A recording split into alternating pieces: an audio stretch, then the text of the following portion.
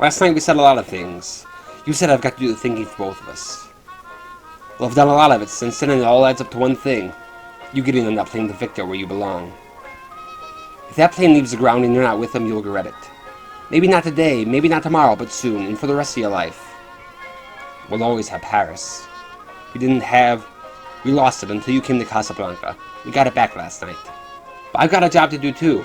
Where I'm going, you can't follow. What I've got to do, you can't be any part of. Ilsa, I'm no good at being noble. But it doesn't take much to see the problems of three little people don't amount to a hill of beans in this crazy world. Someday you'll understand that. Now. Here's looking at you, kid. Oh, sweetheart. Welcome to Bobby's Cafe. Here we review classic movies, see? I watch old movies all the time, but they're so good. I love all the old-time stars, the witty dialogue in the black and white. And this movie, Casablanca, captures everything I love about classic movies. You must remember this, a kiss is still a kiss, a sigh is just a sigh. The fundamental things apply as time goes by. Casablanca was based on the unproduced play Everybody Comes to Rick's by Murray Burnett and Joan Allison.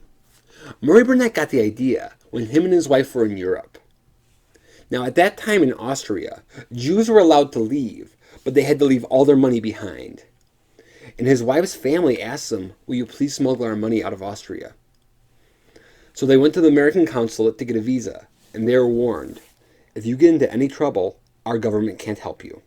And when they went there, it was filled with Nazis and anti-Jewish propaganda. After that very upsetting trip to Austria, Murray and his wife went to the French Riviera, and one night they went to a nightclub called La Belle Aurore. And there was this unique assortment of people.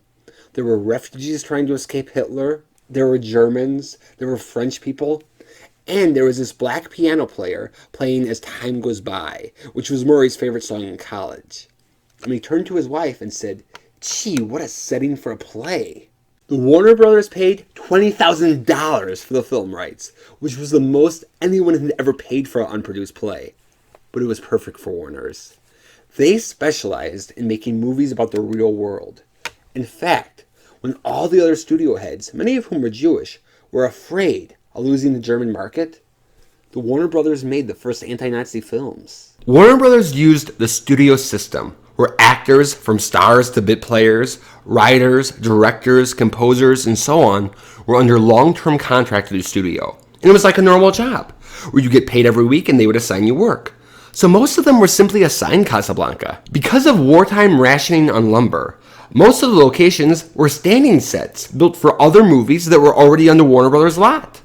Except for Rick's Cafe, which was especially built for the film. It was also against wartime regulations to film at an airport after dark, so the final scene was done on a soundstage, with an airplane cut out, and they used forced perspective and little people dressed up as the workers. And that's only part of the charm of Casablanca. To escape the Nazis, most of the refugees are forced to take this roundabout route to Lisbon, where they then fly to America. The second to last stop is Casablanca, and to fly to Lisbon from Casablanca, you either need an exit visa, which if you have the money or other assets is relatively easy to get, but it can be turned down. Or you can use a letter of transit, which is harder to get, but can't be turned down under any circumstances. A man named Ugarte has 2 letters of transit, which he plans on selling to Nazi resistance leader Victor Laszlo, and he asks Rick to hide them in his cafe. But Ugarte is arrested.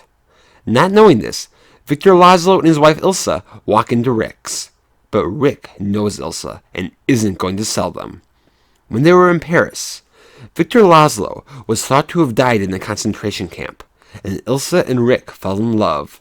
But when she found out Victor was alive, she left Rick alone at the train station. Now, amongst the desperate refugees, Nazis, and corrupt officials, Ilsa must decide if she should follow her heart and go with Rick, or go with Victor and help save countless lives. What I love about Casablanca is the setting. It was made and set during World War II, which I think is the most fascinating war. in the exotic location of Casablanca, specifically at Rick's Cafe. Outside the cafe, there are always airplanes flying up ahead and people watching them, wishing they were on them. So there's this atmosphere of desperation and longing to escape. At night, there are these huge searchlights going through the streets, which creates a sense of danger because it's like you're always being watched. And it creates all these shadows on the actors' faces, which, especially because of the black and white, makes it seem like a visual representation of their inner turmoil.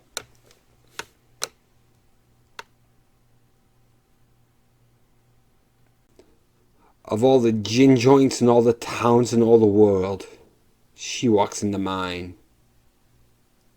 Inside the cafe, it seems like a place that you want to hang out.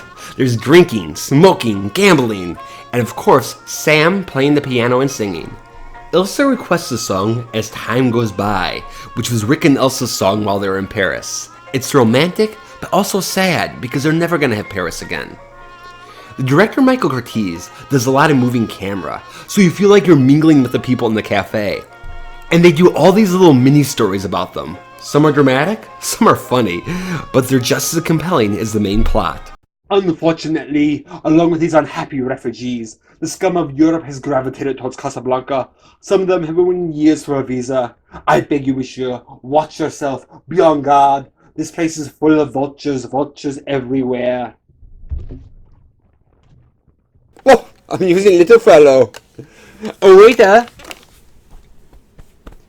Oh, how silly of me. I left my wallet in the hotel. A lot of these parts were played by real refugees, like Madeleine LeBeau, Helmut Dantine, who was in a concentration camp for about 3 months, and S.Z. Sakal, or as Jack Warner called him, Cuddles.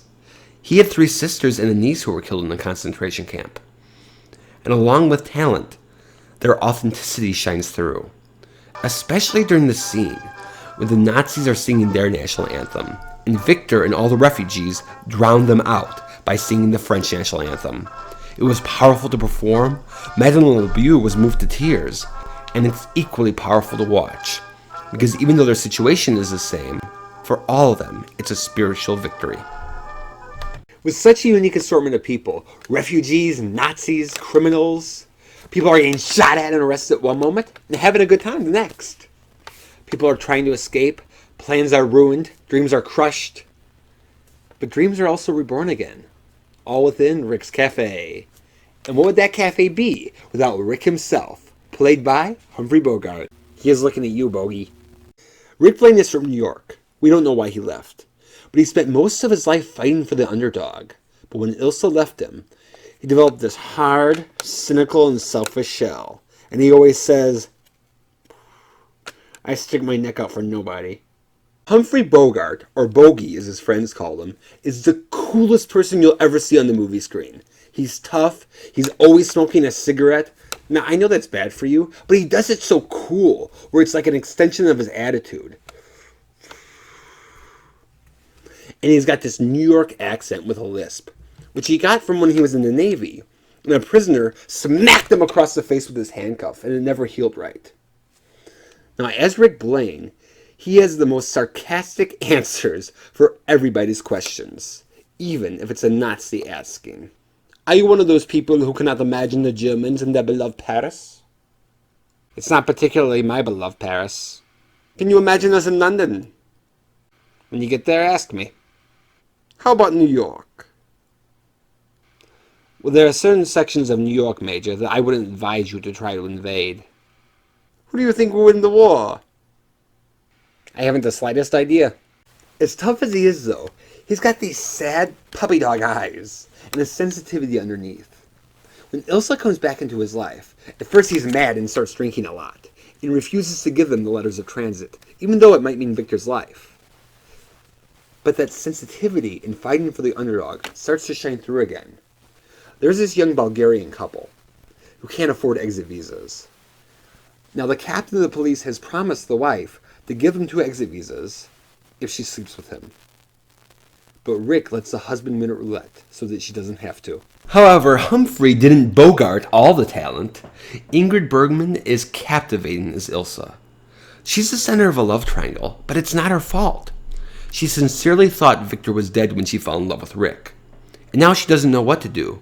Follow her heart or head. And Ingrid reveals so much with her eyes. You can't help but connect with her. She has a passionate love for Rick, but in a different way, also loves Victor. You could tell she is proud of him, and she knows he needs her. While Ingrid Bergman has the eyes, Claude Rains as Louis has the mouth. It is my favorite character. Captain Louis Renault is a corrupt official, but he owns it. All he wants to do is enjoy life, so he just goes with that Nazi flow and takes whatever comes his way. Do you remember the police captain I told you about who was going to give a girl exit visas if she slept with him? That's Louis. And he does it all the time. He's Rick's friend, but he's more selfish and cynical than even he is. But Claude Rains is so charming and funny that you can't help but like him. He's got this playful smile.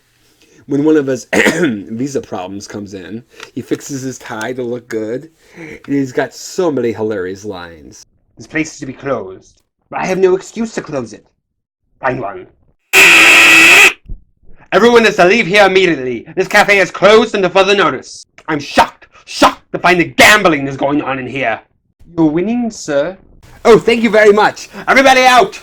That is the essence of Louis. Of course, only one man is sinister enough to close down Rick's cafe. Conrad Veidt is the Nazi Major Strasser. Veidt had starred in what many considered to be the first horror movie, The Cabinet of Dr. Caligari in Germany. But he was visibly opposed to the Nazis, and his new wife was Jewish, so they left Germany and eventually went to Hollywood, where he played a lot of Nazis, which happened to a lot of German actors who fled Hitler. And Veidt is so menacing in this role. He's an intelligent leader, and he knows how to strategically play the game and make polite conversation in a cafe while still getting what he wants. And because of a look he'll give or the way he'll say a certain line, you know he's always down to kill you or throw you in a concentration camp. My dear mademoiselle, perhaps you've already observed that in Casablanca human life is cheap. The rest of the cast is also superb, and their stories conclude in one of the best climaxes that I've ever seen. This is a spoiler warning, you lousy dame. If you want to skip this section, go to the time in the description, sweetheart. The climax is the scene I imitated in the beginning. To everyone's surprise, Rick gives Victor and Ilsa the 2 letters of transit, and they go off in the airplane together. And he threatens to kill Louis if he tries to stop them. And then Major Strasser arrives. I would advise you not to interfere. I was willing to shoot Captain Renault, and I'm willing to shoot you.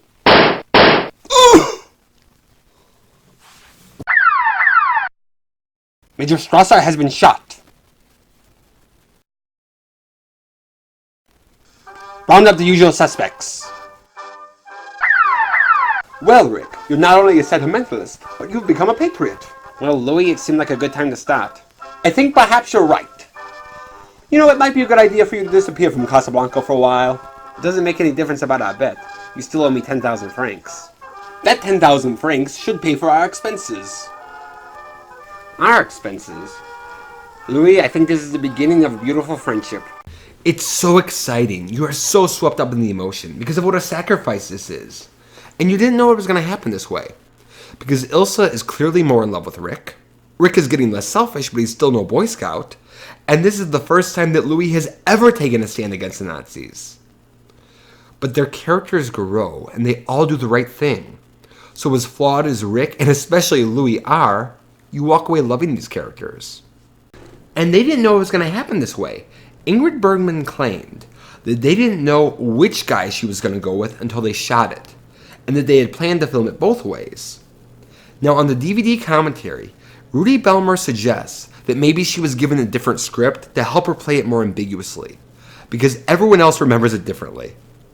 While there was some discussion of her going with Rick, it was decided fairly early on that she should go with Victor, but the problem was how to do it. The actors didn't get the final script until the night before, and Bogart and the director Michael Curtiz were arguing on the day of filming of how it should be played. But the action and the dialogue are so perfect that you'd never know it. In fact, the American Film Institute did the 100 best movie quotes. 6 of them are from Casablanca, and 4 of that 6 are from the ending. During November of 1942, the Allies invaded North Africa and captured Casablanca, making it an Allied base. So strategically, the Warner Brothers rushed the premiere of their Casablanca to coincide with the real-world events. And when Franklin Roosevelt and Winston Churchill held their Casablanca conference in the following January, the movie went into general release. And it was a big hit. It got 8 Oscar nominations and won 3, including Best Picture. Max Steiner had wanted to write an original song instead of using As Time Goes By. But it was such a part of the plot, it would require reshoots. And Ingrid Bergman had already cut her hair for Whom the Bell Tolls, so he was stuck with it. But both the movie and the song have become classics, and Casablanca is usually considered one of the best movies ever made. Now, if you plan on traveling to the real Casablanca in Morocco, you can visit a real-life Rick's Cafe, which was built and decorated in the movie's likeness. If you want to check out some classic movies, Casablanca is a must-see. It has great characters, unforgettable dialogue, and terrific music. So I give it 4 gin joints out of 4. Thank you for watching Dusty Old Movies, and here's looking at you, kid.